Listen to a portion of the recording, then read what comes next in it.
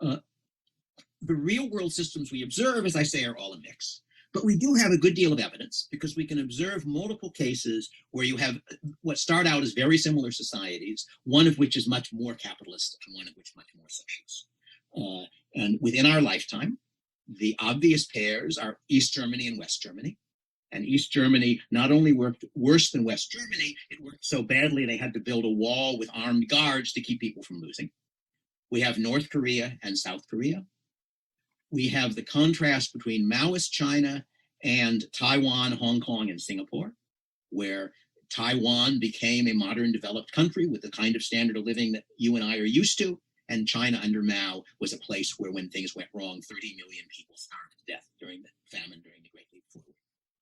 But we've got China actually gives us a second and perhaps equally interesting comparison, because all of those are parallels in space to things that existed at the same time. But in the case of China, we also have the history of the period since Mao died. That when Mao died, China was a dirt poor country. The elite of the Communist Party, who as far as I can tell were intelligent and well-intentioned people, finally had the opportunity to go outside of China and see what the rest of the world was like.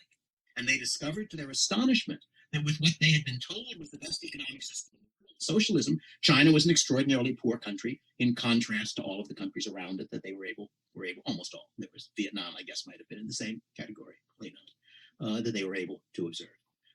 And they being sent, we have the account of one deputy of Premier of China who returned from a visit to England and reported that he had found that a garbage collector in England had several times his income.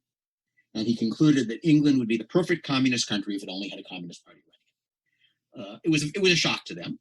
And since they were, as far as I can tell, on the whole, honest and well-intentioned people, they started experimenting and tinkering with the system and introducing various things. One, be a long talk if people were interested, but one of the experiments was having little islands of capitalism inside their socialist system so they could study how capitalism works and figure out what the tricks were that they could adopt to make their system work better.